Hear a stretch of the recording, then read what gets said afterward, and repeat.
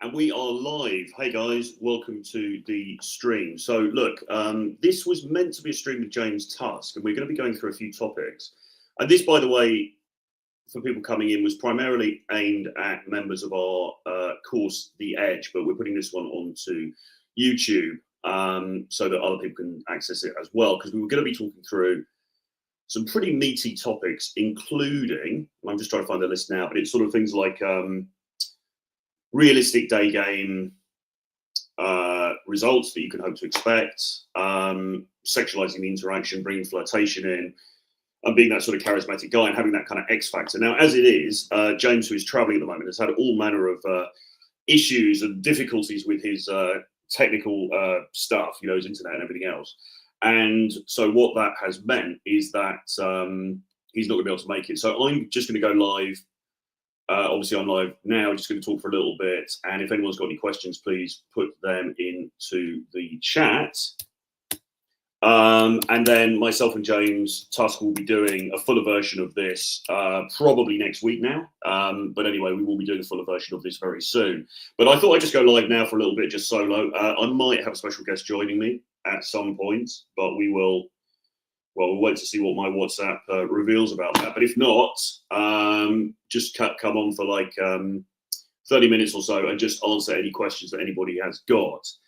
I'm just waiting while people come in. Apologies for this. And I'm putting something in the chat here. This is the Telegram group. So for our course, The Edge, which is running now,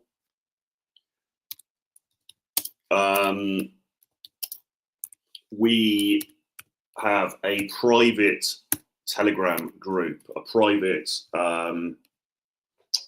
group of international guys, basically, who are able to sort of access this Telegram group, ask questions, put in thoughts, feelings, challenges, you know, and it's organized into different sections. So you've got your basic sort of dating game questions, but then you've got things like fitness, you've got things like nutrition, you've got things like style, mindset, you know, the psychological aspects of this. Because as we all know, I mean, yes, people will come to this kind of content to talk about dating, and ideally they want to improve their dating life. They want to have a better dating experience. But when you peel away the paint, underneath all of that, generally speaking, there's a lot of other things that need to get fixed, okay? It's not just about what are the verbal things I'm going to say when I walk up to that attractive woman. It's not just about, okay, so how can I present myself? You know, how can I say some clever things or tell some cool stories just to get a reaction? It's no longer just about that. We have to be looking at all aspects. It's a holistic approach, okay? And the course, The Edge, and this isn't meant to be a sales pitch because we're not open now, it's closed. We don't have plans as yet to reopen. But when we developed the Edge course, first of all, the Edge course was about what you call dark triad. So we recognized that a lot of guys who came into this space, myself included, and probably James as well, were generally nice guys, and they lacked, you know, edge, which is why we selected the title. They lacked having that sort of extra special something that was really magnetic to women. Okay, and we recognised that, and the first thing that we thought about was, okay, so dark triad tendencies, which are narcissism, psychopathy, and Machiavellianism. Now, obviously, you know, don't shoot me. Take it with a pinch of salt. We're not talking about becoming some kind of, you know, Netflix-worthy psychopath or anything like that, but it was like, okay, so how do we dial up some of these more, you know, arguably unpleasant characteristics in some contexts, but that nevertheless seem to be beneficial to people. They seem to be generally deemed more attractive, and people with these qualities seem to do better in their career and in their life. So how can we dial up those aspects of one's personality without losing one's soul in the process? So that was the initial concept. But then as time went on, and we're on, as I say, the fourth iteration of The Edge now, we started to broaden it out. And one of the key things that I think we introduced a year or so ago was looking at your hormones, right? Looking at your blood, because obviously the lifeblood of masculinity, but also the lifeblood of sex and dating really is testosterone, certainly from the male side, and actually from the female side as well. But so we recognized that it was really important to sort of have a look at that. So we got an expert on board, Dave Lee, who helps to advise us on that. And that was a really, really important, I think, moment, a really important step forward, because we're not advising that people, you know, get onto TRT or anything like that. That's entirely your decision. You can do what you want. but it's certainly an area that needs to be looked at. Okay, and obviously guys will come at this from different angles, different backgrounds, different areas in life. And some people will just, maybe they don't even go to the gym, maybe they don't work out, maybe they just have completely neglected this side. Okay, other people are very different to that. They're very high up and their problems are something else. But we needed to make sure it was covered because testosterone, as we know, is in decline across the world. It is the lifeblood, really, of being a man on your purpose, however you choose to define that. And so I think it's important that we have a look at that individually, and we can discuss it collectively to sort of see where we are and where we're stacking up with that stuff. So that was the second thing. Then we got into this area of sexual shame, and what we recognised was that a lot of our clients, and probably ourselves as well, at certain points, were suffering from what you might call sexual shame. They were suffering from an inability to present themselves in a sort of sexual context, okay, without being crude, without being, doing anything inappropriate. They were unable to sort of present themselves in that context, specifically in front of women and specifically in sort of dating scenarios. But more broadly, they had hang-ups around that area of life, and we wanted to address that. So we now work with Bonaparte, who you may know, and I've actually invited him to join, so he may do that if he's on. But he's a great French, very charismatic, but great expert in this area of coaching guys specifically with sexual hang-ups, and we recognized that was an important part. So then you have the triumvirate, which was don't be such a pushover, basically. Make sure that you are physically in the best possible shape that you can be, and make sure that your relationship with sex and your relationship with yourself as a sexual being is not compromised by trauma or things that have happened in the past or whatever. Now, then obviously on top of that, you've got the social stuff as well. So how do I approach? What do I say? What's appropriate? What's not appropriate? What works? What doesn't work? And all of that stuff. So we teach that as well, but it has to be within this context of these other elements. And then on top of that, you've got things like, okay, are you going to the gym regularly? What are your goals? Right? How do you look? How do you dress? How do you present yourself to the world? All this stuff, super, super important. And we feel that it was somewhat buried or not really properly addressed back in the day. We felt that it wasn't properly addressed back in the day when, the first iteration of dating coaches or whatever were teaching this stuff online. And it was primarily, they were talking about sort of verbal tips and tricks and things that you could say or things that you could do, how to be funny, how to be amusing, blah, blah, blah. And we teach all of that as well. But the problem is that if you're just doing that, or you're just going onto the internet and you're just learning a few lines, or you're learning, some structures and conversational structures and things like that, that's great. That's better than most people are doing.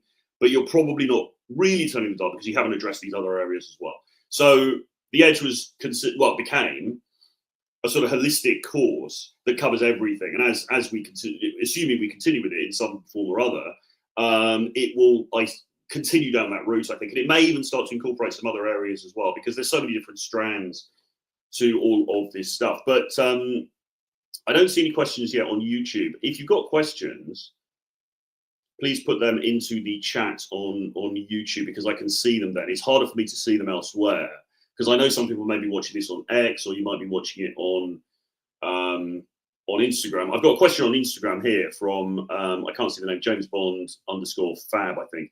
How do I get rid of my anxiety when I want to approach? Yeah, thanks for the question. Any more questions, please come over to YouTube, subscribe to my channel, and put the questions in there, because I'm going to be able to see them on the screen. We can put them on the screen. It's going to be easier to deal with. I mean, how do I reduce my approach anxiety? I mean, it's the number one question, isn't it, that most people have. And the sort of pat throwaway answer, although it's very true, is you've just got to go out there and do it. Okay. And the issue, the challenge with, social skills or whatever, is that you can't really learn them from sitting in a room and watching a video. You can't really learn them from, some sort of academic source. It's not like learning to pass an accountancy exam or learning to pass a physics exam or something like that. You can't just sit with your head in books or on the internet or watching content, and that's going to magically make you better with interactions, because it's something that needs to be played in the field. It's more, if it's akin to anything, it's probably more akin to acting And when you study acting, of course, a big component of that is that you have to go and perform. You have to go and learn roles and be in plays and be in front of people and get critiqued and do it and fail and then do it again and fail again and do it again, etc. Right? Similar thing with social skills. It's just not, or you know, you compare it to a sport, right? If you're going to learn a sport, you have to go out there and actually do it.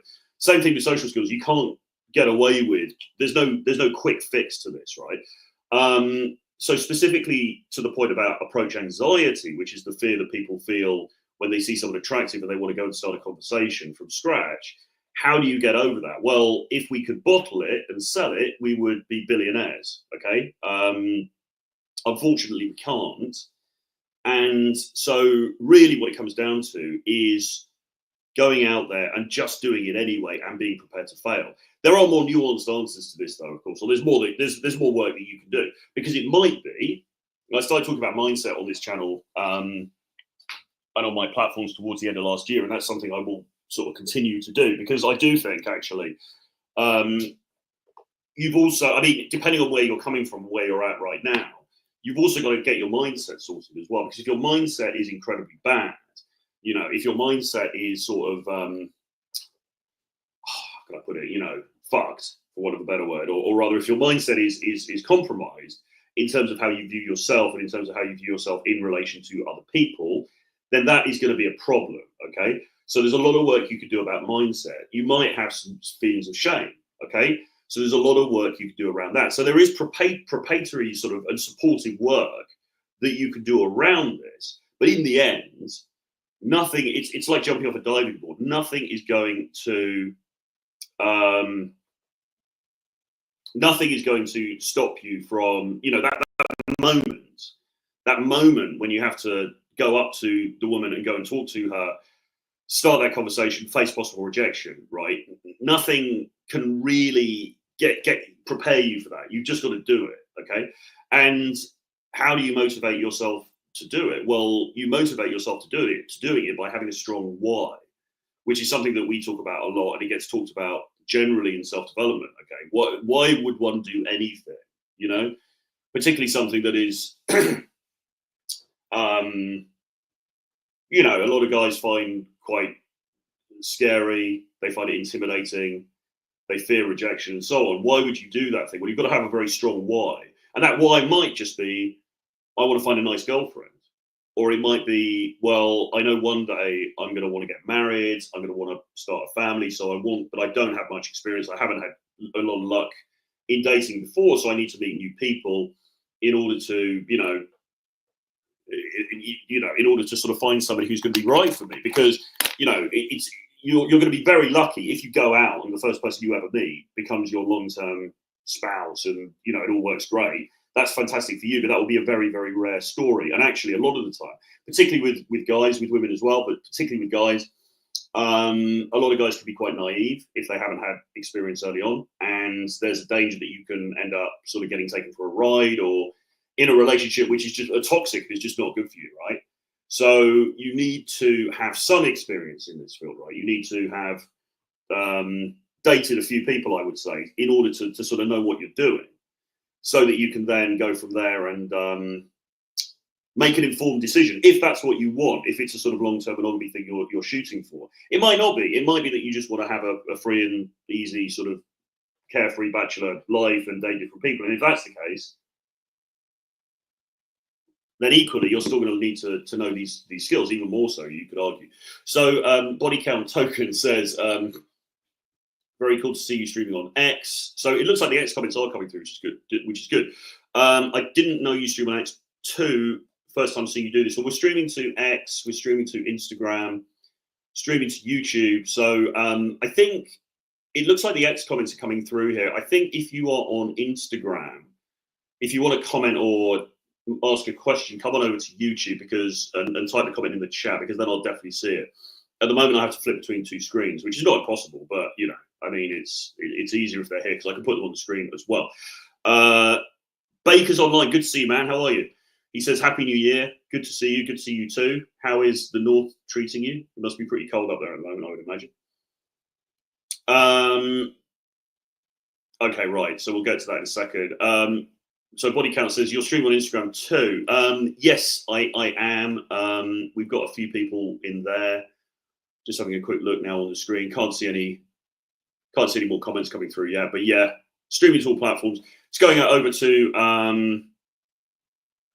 so Body Count Token says I can come to YouTube. That's usually where I watch you. No, it's fine because it looks like you're commenting from X. Can I ask a question? Are you just where are you putting these comments? Are you just tweeting underneath or are you just posting underneath the post of this video, or how are you doing it? Because they are coming through onto the system. I can put them on the screen, which is good. Instagram is, for some reason, the comments don't seem to appear on here, so I can't put them on the screen. So it makes it kind of, just a little bit better for the for the user, for the other viewers as well, because we can put the comments on the screen. But no, I mean, X seems to be fine, so you can just say that. Super cold in Leeds. Apparently, I'm hearing overnight that it could reach up to -22 in parts of the UK later on. I'm in London. I don't think it's going to reach anything like that here, but it's still fucking cold. And this is the worst time of the year, isn't it, guys? It's like, I don't know. I mean, it's my least favourite time of the year, and and this is why I sort of don't like Christmas. I mean, I like Christmas, but it sort of creates this false like dopamine explosion when everyone's happy and everyone's excited, and there's always crazy stuff going on.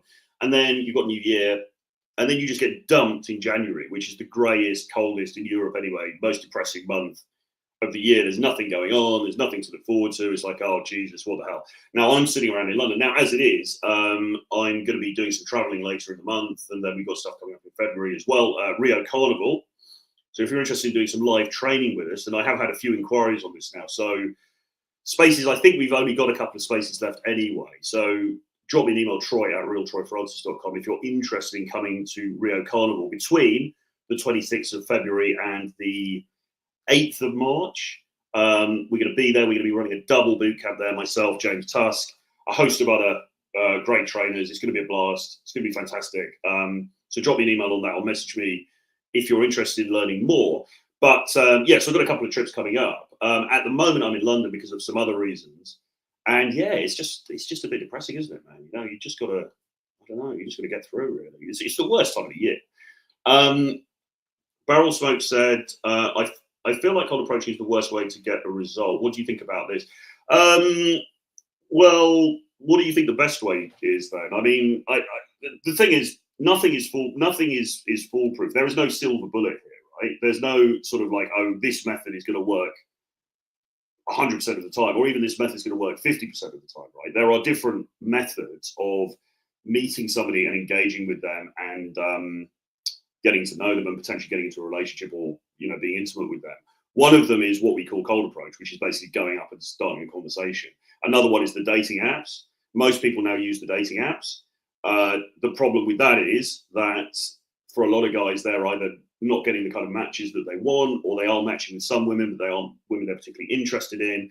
There are significantly more men than women on dating apps, and if your height or your age or your photos aren't within the parameters of what that woman wants, then you're just going to get it's going to be swipe left and you're going to be out of the picture immediately. Okay, so going and starting a conversation with somebody at least gives you the opportunity to showcase your personality somewhat more, right, than you can on a dating app profile. Now, does that mean that it works every time? Of course not. This is reality, man. I mean, it'd be ridiculous to think that. I mean, you might go and talk to somebody who is married or who's about to get married or who, and she's not available or she just doesn't like you, right? I mean, of course.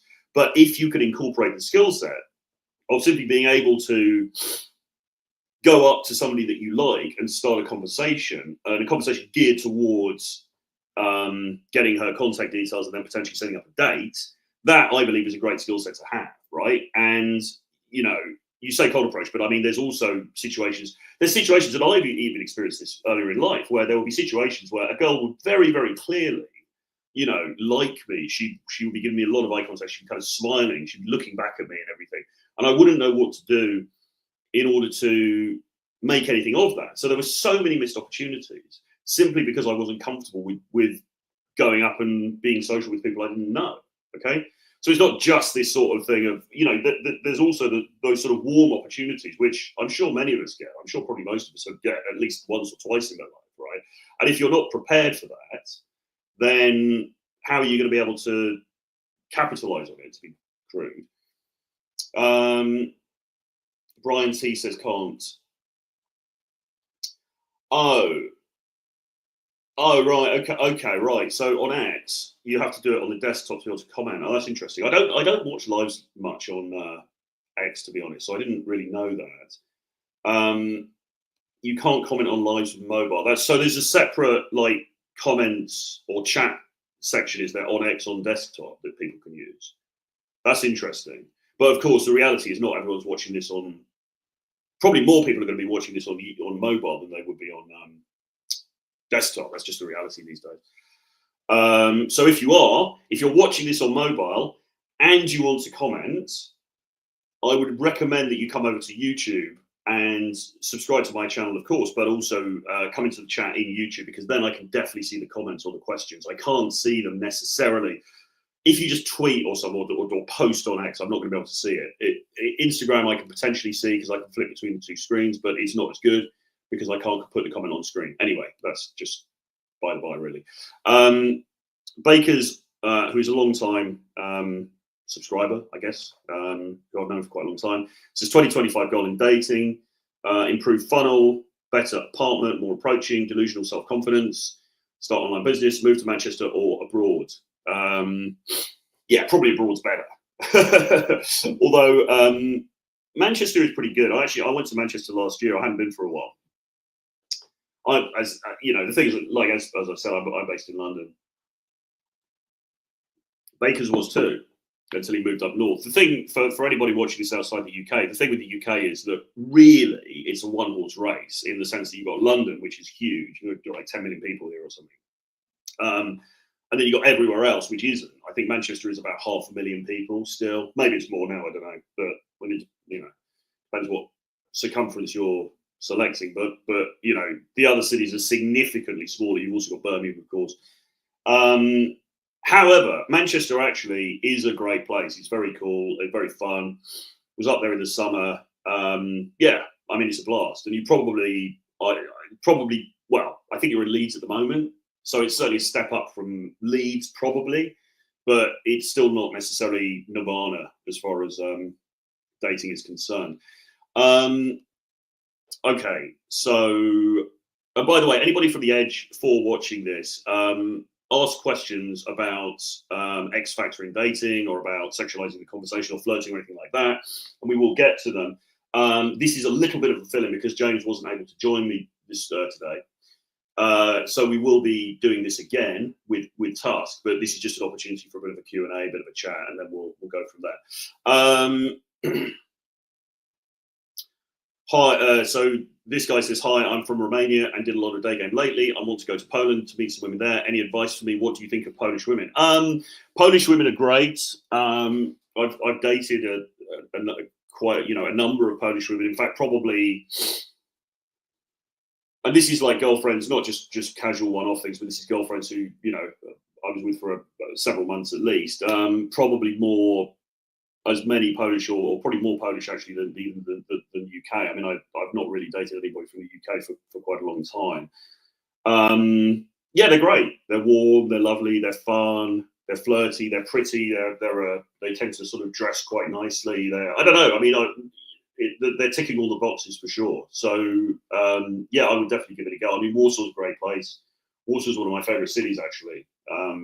Funnily enough, I feel very. I suppose I've been there quite a lot. I spent quite a lot of time there. I feel quite comfortable there. It's just a cool place. I mean, it got bombed during the war, so historically, I mean, unfortunately, a lot of the old architecture's gone and stuff. But it's just a great place. It's very cool. All right. So body count.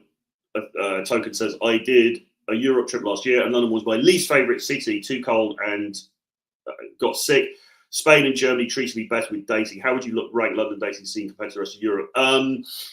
Well, I mean, again, it comes down to numbers really, and I mean size matters. And the reality is that I wouldn't say London is a great place for dating at all. I mean, that's why most people who get into this industry and most people who get into this whole thing tend to travel. That's why you've got James Tusk, who was from London and basically just upped and left and doesn't live here anymore. I mean, he comes to business, but he's not here the whole time. I am based here. I like it for other reasons. I mean, dating isn't the only reason to be in a place. I've got a lot of friends here. There's a lot of there's hundreds of reasons why I love London. But I mean, dating, yeah, I would agree. It's not brilliant here.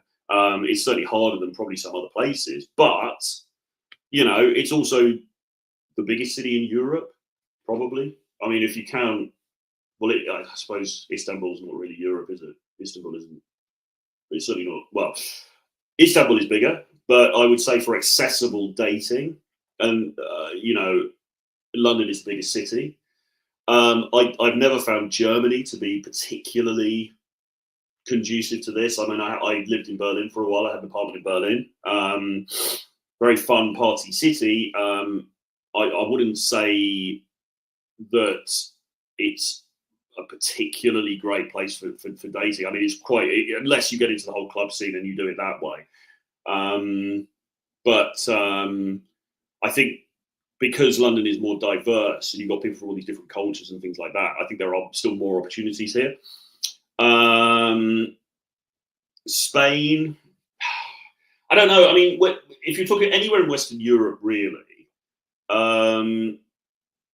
it's sort of diminishing returns in a way, because the culture in these places, I mean, yeah, obviously different. The culture in Spain is different to the UK, but it's not hugely different. It's when you move east that it starts to get a little bit. It starts to get more different, And Poland is quite westernized now, but then you go further, you go to Ukraine and even into Russia, and there is very much a different culture there, and that's what tends to turn the dial more on people's dating success, in my experience. Western Europe, not so much, but I mean, those are great countries. I mean, obviously Spain, just for the weather, apart from anything else, is a fantastic place.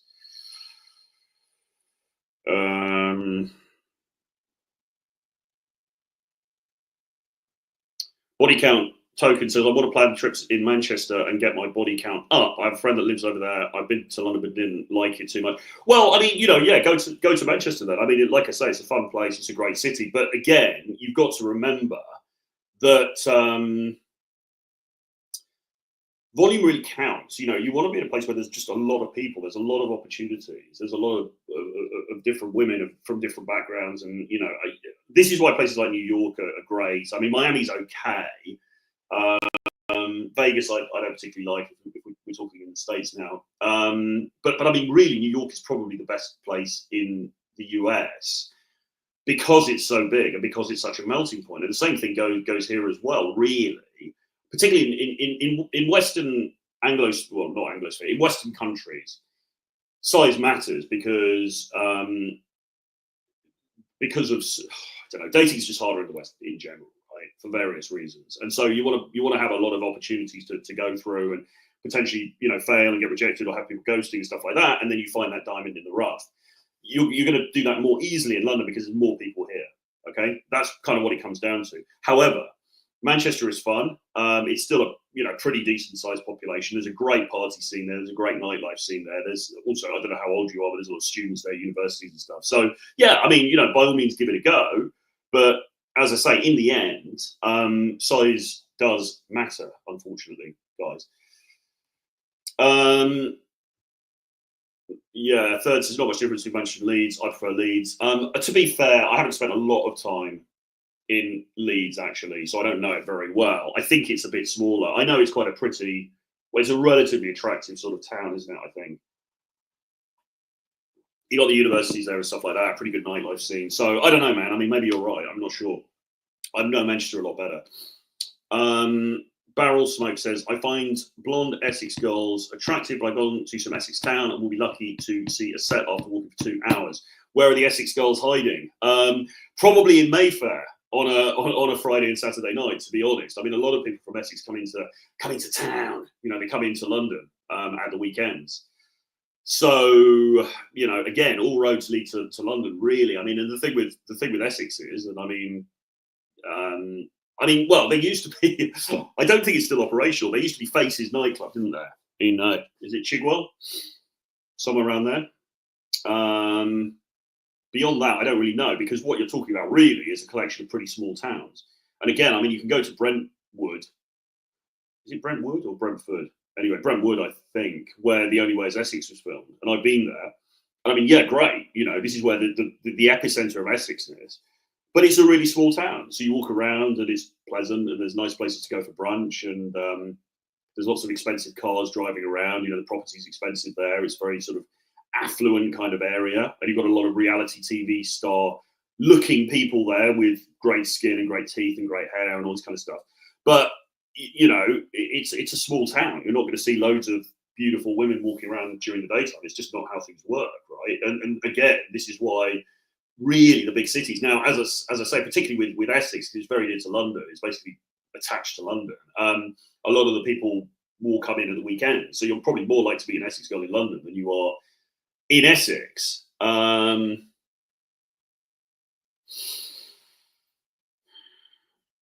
Okay, so we've got a few more here. Keep putting questions or comments in the chat. If you want to slag me off, you can. I'm pretty tired. So I just got up actually, so I'm feeling pretty. Must be looking pretty ropey, but you know, this is what it's all about, isn't it? Warts and all, being vulnerable. You know, just showing yourself and all that. And also, James was meant to come on with me. James was going to come on with me, and he was unable to, so I'm going solo, which I didn't expect, but that's fine. Somebody on Instagram says, you all fellas stay away from Istanbul, just a friendly reminder. And then he says, stay away from Muslim countries. You know, Istanbul is pretty, well, Turkey in general is pretty moderate in that regard. But I don't know whether I would bring religion into it specifically, but I think I wouldn't recommend. I mean, I've been to Istanbul like quite a few times, and I really love it there. I think it's fantastic, and I've dated a couple of Turkish girls actually over the years, but I didn't meet them in Turkey. I wouldn't recommend it. The reason I mentioned it at all was just because it's a massive city. I think it's got a bigger population than London, but I wouldn't recommend it really. I mean, well, actually, I don't know. Go and have a look. If you feel drawn to it, go there and have a look. There are definitely areas where you can definitely talk to women there. You can definitely. There are some great cafes. There's some great bars, nightlife, and stuff like that. There's a lot going on there. So yeah, it's definitely doable. But I would say in general, London, although it's somewhat, you know, not as populous, as I'm going against my previous advice. What you want is populous. So you want a big population, but you also want a degree of diversity. Okay, I'm not going to get into any politically correct arguments here, but you want a degree of diversity in the population. And the thing with the population in Turkey and Istanbul is it's not particularly diverse. So you're dealing with largely with one. Well, actually, that's not entirely true. There's Russians there, there's Ukrainians there, and stuff like that. But I don't know, man. I would say overall, I think for what we're talking about, London probably pips it to the post. But it's a great place. I mean, if you feel drawn to it, go and have a look and see what you think. So then talking about, you said you like Warsaw. I thought Krakow was a better pick. Maybe I'll try both. Yeah, I mean, again, you know, Krakow is a great place. It's more aesthetically pretty, I would say, than Warsaw, because it remains. I think I'm correct in this. It was less damaged in the war, so it's got more of its original buildings and so on there. The old town is very, very pretty. It's a great place. I would say go to both. I mean, I think Warsaw for me again pips it to the post, and again, really, in the end, it comes down to volume because Warsaw is bigger and there's more people there. And I can't emphasize. You know, I keep saying this till I'm blue in the face, but in general, the bigger the place, the more diverse the place. You know, there's people from different countries, different. And remember, there's a lot of Ukrainian people, particularly Ukrainian girls, living in Poland at the moment, and certainly Warsaw. The more diverse the place is, and the bigger the population, the more opportunities you're going to get. Okay, if you're living in a small town with 3,000 people, and everybody is, you know, from the same background, the same whatever religion, and you know, the same sort of social set, it's just going to be harder. It just is, right? You know, you want to go to somewhere where you have a bit of mystery, you have a bit of intrigue. There's lots of different people running up together, and hopefully you can join them in that running up. That's not too crude. I'll be in New York for a few months. Good to know it's a good location. Yes, it is. I mean, again, caveat. I mean, all of these, so places like this and London as well. The downside is there's a lot of competition, and there's a lot of money in these places. There's a lot of, in inverted commas, high value men around, and so the women also have a lot of options. So you've got to take that into account. But at the same time, you know, size trumps all, I would say. And New York is certainly, for me, my favorite place in the US, specifically for this. And I really like it culturally as well, actually. But it's very similar to London, so it's, I don't know. Have you day game in Toronto? No, I haven't been to Canada. I'm not hugely keen. I mean, I will probably go to Canada at some point, but it's not been top of my bucket list. I can't imagine it being very different. If anything, it might be something worse. I don't know. Any ideas on how to attract younger women, 25 to 30? I'm a 38-year-old guy, and it's challenging for me to have good results with them. Well, I mean, it's funny because I was listening to a thing about age gaps on the radio last night, on this call-in station that I listen to in London. I mean, you're you're 38. Okay. Sorry, okay, you're 38. Well, dating 30-year-olds shouldn't really be a problem, to be honest. I don't know where you're located or what your background is or anything like that. But I mean, 38. I also don't know how you look. I mean, if you look like an older guy, then that is going to be an impediment. But 38 is still pretty young. I'm 50. My girlfriend is 32. But I've also dated younger women. I've always really ended up dating women who are younger than me, and with a bigger age gap than what you're talking about in many cases. So I think a lot of it, I mean, there's so many different variables here. Like, where are you in the world? What is the dating scene like where you are? How are you meeting people? How are you presenting? If you're somewhere like, if you're in the United States or in England and you're in a relatively small town or city and you're surrounded by, say, largely sort of like white Americans or white British middle class type of people or whatever, it's going to be harder. It's going to be harder because you're stuck in a, or indeed any other ethnicity. It's not really about ethnicity. It's just about you're stuck in a very conventional space and you don't have many options, right? It's going to be harder. Okay, when you travel, all of that goes out the window for various reasons, because culturally there are different attitudes to this stuff over the world, and whatever. So there's a lot of unanswered questions there, really.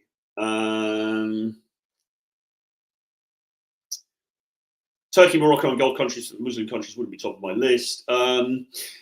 Well, yeah, but I mean, again, you're talking very moderate countries here. I mean, Turkey is a big party place, really. Outside of the cities, you get loads and loads of Brits and Russians and Europeans and Ukrainians and stuff going to the coast and just partying over there. I mean, there's lots of people hooking up, man. It's not like, there's no problem with that. Morocco, I haven't been to. I hope to go soon.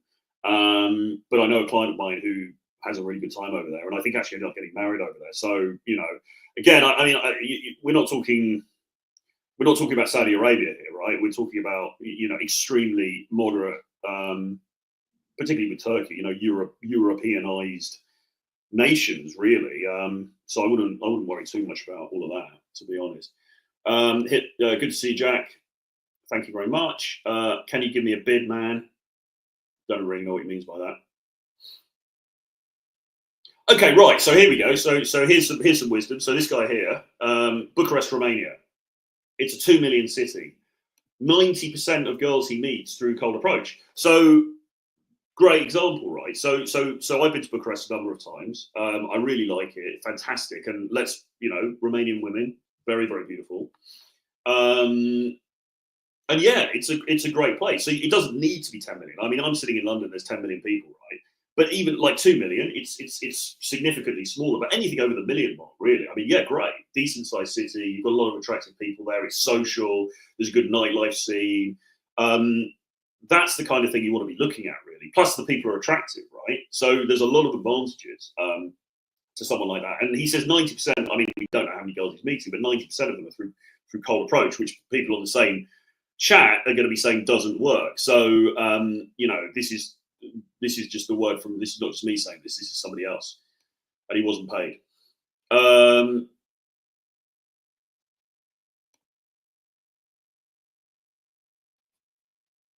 don't know why this guy's going on about working out and stuff, but yeah, you should work out. What would you say is the most underrated skill in game today? Most men always overlook. Always looking to optimize my game. Well, I think it's not so much. I mean, it's the intangible. It's about which is what this stream was meant to be about, which is the hidden X factor, right? It's not enough just to go up and open and make a, you know, say she looks French, and then she's like, oh no, actually I'm from Spain. And you're like, oh, I'll tell a story now, and then I'll flirt a bit, and then I'll ask for the number. You've got to do it with intentionality. You've got to do it with your whole being, right? And this is what we try to teach on the edge. It's about having edge. It's about bringing something more to that interaction, because the manner in which you conduct that initial interaction is going to really set the tone for the rest of the thing. And if two guys could walk into a bar and go up and talk to a woman, and they could say exactly the same thing, but the energy and what those guys are projecting could mean that one of them gets completely blown out of the water, whereas the other one ends up, you know, dating her or whatever, right?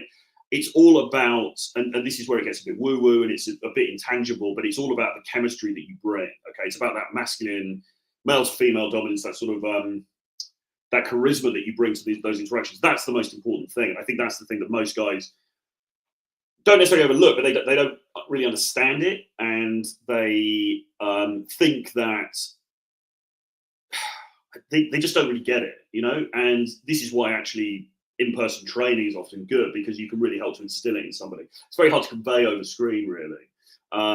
It's probably easy to convey one-on-one, which is why we do boot camps, like things like Rio Carnival, which is coming up on the 26th of February. So if you're interested in that, drop me an email, troy@realtroyfrancis.com.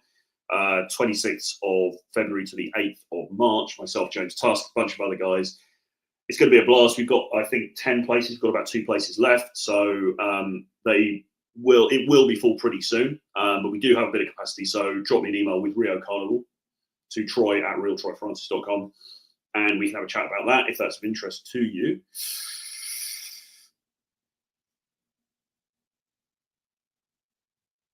Okay, so he's saying, you want a woman a decade younger than yourself, you've got to get your lazy ass to the gym. Well, yeah, I mean, you know, it's like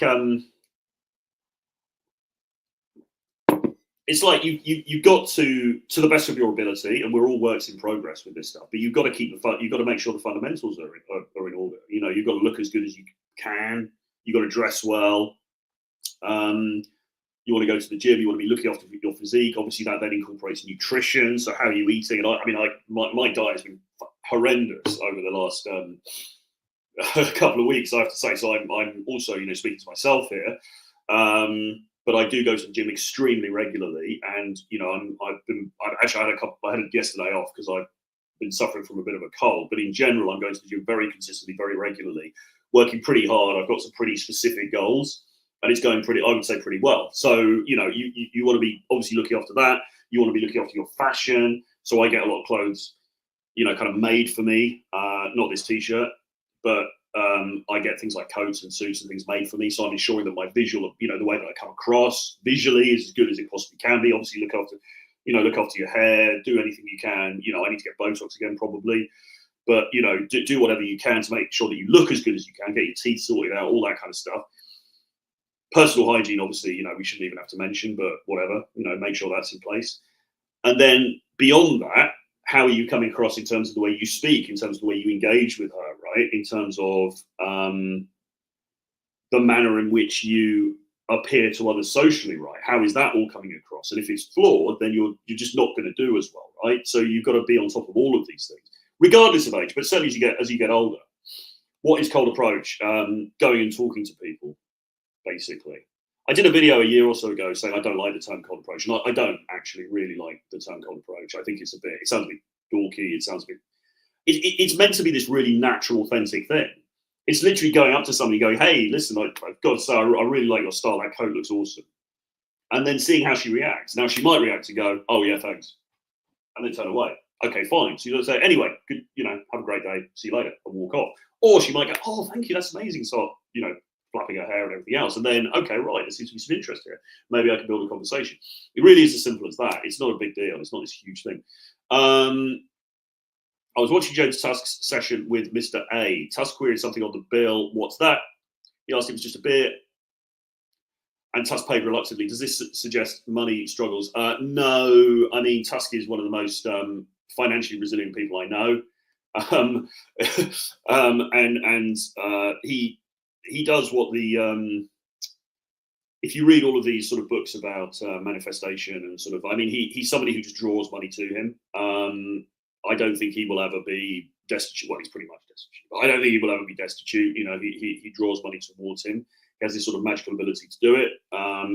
So no, I don't think so. At the same time, he doesn't like to get ripped off, and like none of us do. And so, sometimes he will be he will be careful about these things. I mean, I don't generally see him doing that, but I'm sure he will do it from time to time. I'm working out, but I'm no Chad. Okay. Presumably expected to see beers on the bill at the restaurant. Seems strange suggesting money is tight. No, as I say, it's really not.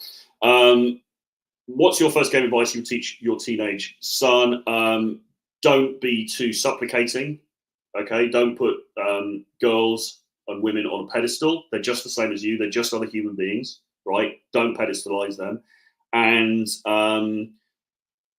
recognize that if one woman doesn't like you or one girl doesn't like you, it's not the end of the world, because there's hundreds and hundreds, billions of females out there, and you're going to find ones that do. So don't put too much, and don't put anyone on a pedestal. I think those are two of the most important things.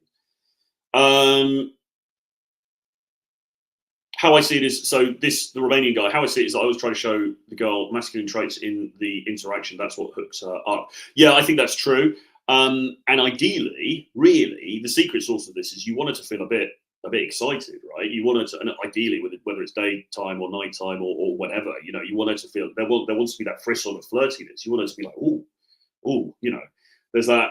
Tom Ferrier used to talk about, I know that you know that I know that you know. There's this underlying sexiness to it, right? And if you've got that, and she's available, and she obviously sort of thinks that you're attractive, it's very likely, or much more likely, she's going to come on a date with you. The reason that guys do all these approaches and they don't get dates is because they have very bland, vanilla conversations, and maybe they get a number and the girl's just like, yeah, whatever, okay, and this is what we're talking about with this X Factor, right? And a lot of it is that the secret magic sauce that you put on the top really is sexuality, sexual excitement. If you can bring that in, and you can do that through showcasing masculinity, that is what's going to turn the dial. Is wearing a leather jacket still essential to game in 2025? I hope not, because I haven't got one.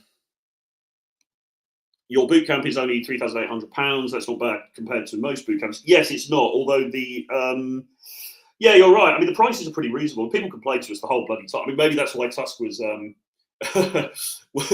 worrying about that beer on the bill. I mean, people complain all the time about, you guys are charging so much, but we're really not compared to other people in the industry. I think we offer a hell of a lot of value. The Rio Carnival one, because it's 10 days, is somewhat more than that. But you can also pick and choose if you want to do fewer days. We can accommodate that as well.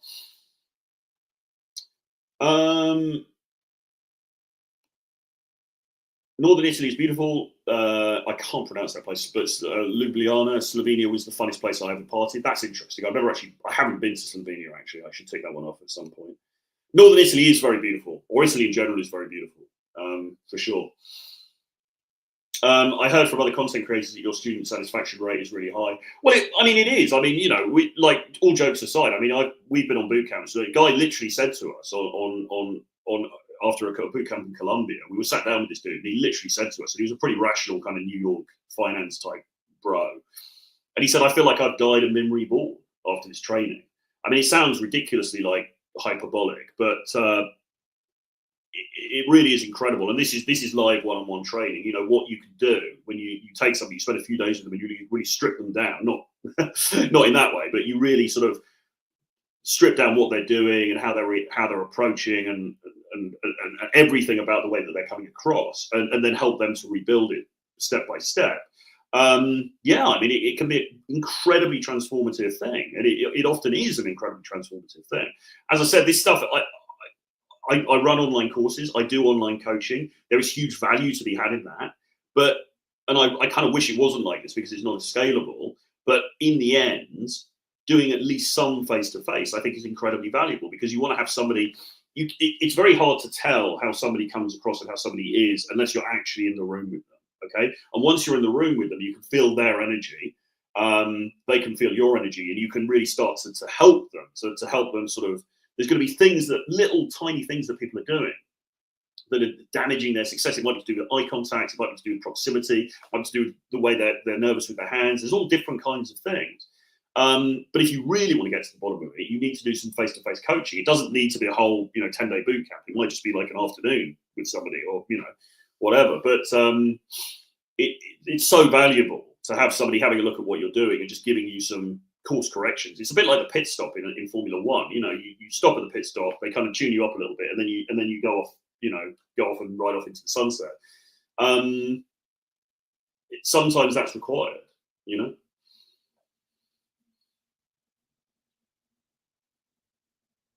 Leather motorcycle jackets always work for me. Good. I started the Red Pill movement. Right. Yeah. Okay. That's a correct definition. I bet you're burning through cash doing all this travel. What are your monthly outgoings? Why is this guy? Jesus Christ. No, not really. I mean, it's priced in, right? I mean, we run this as a business. I don't travel. Like I said, I'm based in London anyway, so I'm not doing the same lifestyle as James, but it's priced in. So you'll have a trip. So right, we're going to do some coaching in X location, right? Okay, there are incomings from that, and then there are outgoings like the travel, the hotel, everything else, and then there's the whatever's left is the profit. Really, it's like anything else, and if it's profitable, we do it. If it's not profitable, we don't do it.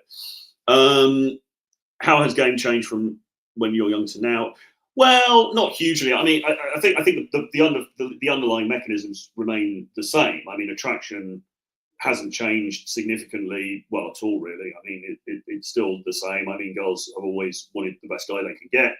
Guys generally always wanted the most attractive female they can get. I mean, it's just, it is what it is. There's always been competition. What the main thing that's changed is the online world and social media and the dating apps and things like Instagram.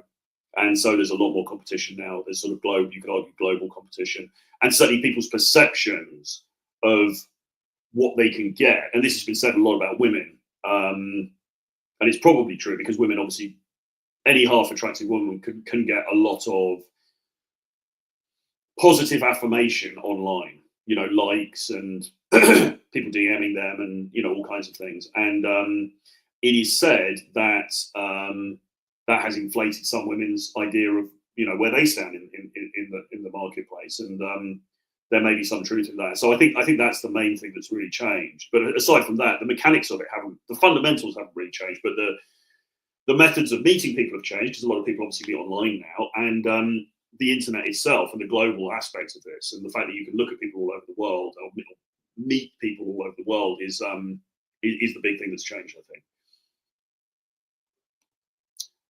Is it more hard to get girls as being older? No, not really. I wouldn't say so. But then again, it all depends on. It's kind of down to the individual, isn't it? Right. I mean, if you're in decent shape and you look decent, and you're able to sort of turn on the charm when it's necessary, then you should be fine for a decent amount of time. But obviously, that's not everybody. So it depends where you're coming at this from, really. But age, I think in many ways it got easier for me as I got older, to be honest. But maybe I'm an outlier, I don't know. So again, I was traveling doing day game between dates, hotels, spending a fuck ton of cash. Do you want to warn men about this before they start day gaming? Well, I mean, yeah, I suppose so. But I mean, you've got to use your own common sense. I mean, these are adults we're talking to. If you don't have the money to go on a trip, don't go on the trip. Okay. I mean, I don't. Do I need to say that? I don't know. Maybe I do. Yes, you can if you're traveling around doing day game all the time. And your income is not matching that, or your assets don't, your whatever, wherever you're getting your money from, isn't sufficient, then yeah, you're going to run into difficulties. But I don't think most rational adults need to be told that. Really, I think that should be pretty obvious. And most people will say to us, "Well, I can't travel because I can't afford it," or whatever. So I don't think there's a huge danger of, and anyway, this isn't really about traveling. This is about, do you have the skill set? Are you able to do this in your hometown, right? And if your hometown is crap, then maybe you can move somewhere else. But it doesn't have to be about traveling, right? This is fundamental. I mean, we travel because it's sort of part of the job that we've created for ourselves, and it's interesting. But if you don't have the ability to travel, you still need to get this stuff sorted out. Most of our clients just live in the United States, or they live in England or whatever. I mean, they're not traveling around all over the place all the time, so it's just not really an issue. Greetings from Poland. Finally, good sound on a live. It's harder to pick up women or in the age of 50, especially in Poland. Maybe. I mean, I think it depends how you look and all of those kinds of things. Troy, what's your analysis of Mr. A? He seems to have a tough time, much more so than the others. Yeah, I mean, look, like I said, people come at this from different sort of baselines, and without a doubt, Mr. A, he's a great guy. If you're watching this, Mr. A, hello, good. I know that you're buried under 10 feet of snow at the moment, but he's a great guy. But yeah, he's got things to work on, and he is working on them. So like I say, I mean, we get you'd be surprised at the sort of diversity of clients that we get. I mean, we get some people who are actually on top of a lot of the stuff. They're on top of the fitness, they're on top of the, their social skills are pretty good, they're not badly dressed, and they're not getting results. And that might be for different reasons. I mean, Mr. A's got to work on things in a number of different areas, but he's aware of that and he is doing that. So there's nothing more to be said, really. I mean, whatever your baseline level is, you can always improve. Some people are going to have to work on more things than others, but that's just life. That's just how it is. So I think he's in a good space. I think he's improving as he goes on, and it's all good, really. Can you answer the question about practicing being sexual, about coming across creepy? Well, I mean, in a very brief way, look at people like it's got to be about subcommunication. It's got to be about subtext. It's about a raised eyebrow. It's about going, oh, okay. She says something like, oh, I like a bit of rigorous exercise in the morning. Like, oh, okay, interesting. So you're one of those kind of girls, okay? It's not about coming out with some crude innuendo, or saying some crude things or something like that. It's the twinkle in the eye, right? Okay. Again, maybe this is better explained face to face. I don't know. But if you watch Daniel Craig in James Bond movies, you can see the way that he interacts with women. There's a sort of flirtiness there, but he never says anything that's crude or even really suggestive. It's all under the surface. Polish girls normally just want status, so honestly, looks sharp and smart. That's the secret. Yeah, fair enough. Flores says, I genuinely think that women think men should just innately get it. I understand the frustration men have where you always feel like you have to prove yourself to her. There's two different things there, isn't it? There's two separate points there, I think, which is fine. Off to Paris in 3 weeks. Have you ever met women there? Any good for cold approaches? City, 10 million people. Do you have anonymity? I was there actually just before Christmas. Fantastic city. I think it's doable. I mean, I haven't. Yes, I have actually got some experience there, and I have been. I have met girls there, and I've dated there. So yes, it is absolutely doable. Yeah, I mean, just give it a go and see what happens. I mean, again, you're in a Western European country, so and actually, I would also check on the laws about I think it's fine. I mean, I don't know. I don't know. I would check on what the legal status is with talking to people in the street. I don't know if there's some kind of legislation about that in France. I could be completely wrong. So it might be worth having a look at that. But obviously, you know, you've got all the bars and the cafes and the restaurants and the nightclubs and all this kind of stuff. Loads of attractive people there. Big population, like you say. Language barrier, maybe come into it a little bit, probably not too much. So yeah, I think it's a decent shout, but it is a Western European country, so culturally it's different to England, of course, but it's not in terms of things like this. It's not hugely different. RJ Flores, I've been stuck in a small town for a few years after leaving London, but I would, 6 months of rental contract left is shit for me to move in. Yeah, it really is. I mean, it makes such a huge difference. Playfulness, yes, super important. Do you have any boot camps coming up in the States? Drop me an email, troy@realtroyfrancis.com, because we might have something coming up in Miami quite soon. So drop me an email. I don't know whereabouts you're based, but drop me an email after this, troy@realtroyfrancis.com, and we can have a chat about that.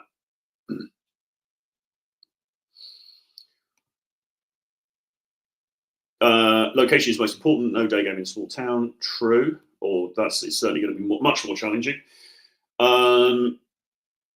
I would say that I'm not a bad-looking guy, but I've significantly struggled with an internal lack of self-worth. It does massively affect the results and a lack of with women, and a lack of permission. I'm not sure what you mean, lack of permission, but yeah, I mean the mental stuff is so huge, which is why when I started this, we talk about mindset. It's such a big part of this. It really is.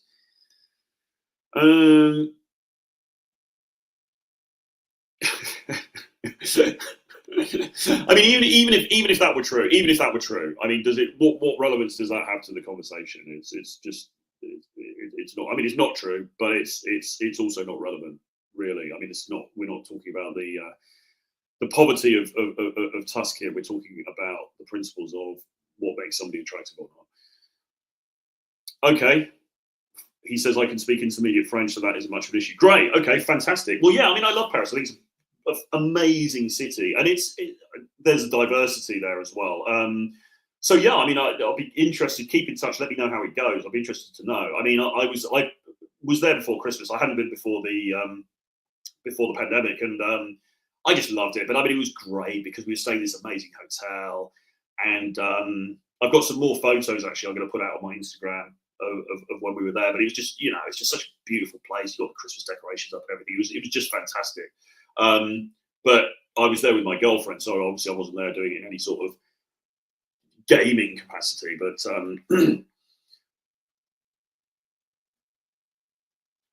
so Flores says, I've had results with cold approach in relationships, but the resistance has definitely slowed my progress. Do you mean your resistance, your internal resistance? I think you mean.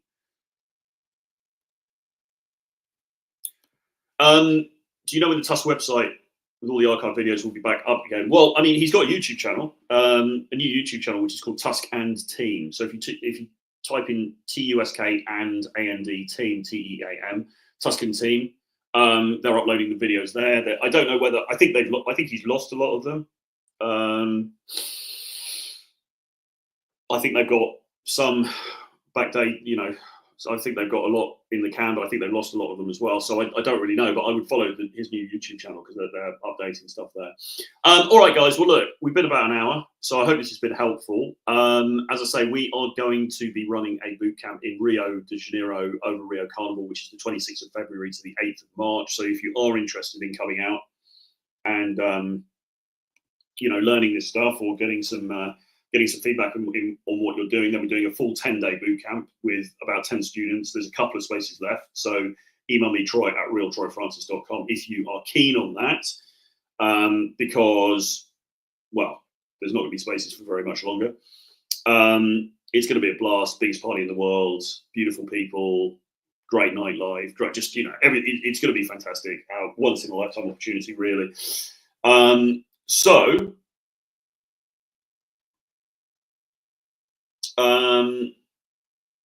So drop me an email on that, troy@realtroyfrancis.com. And any other questions, you can always just drop me a message or DM me or whatever. And with all of that being said, thanks very much, and we'll see you again very soon. Bye-bye.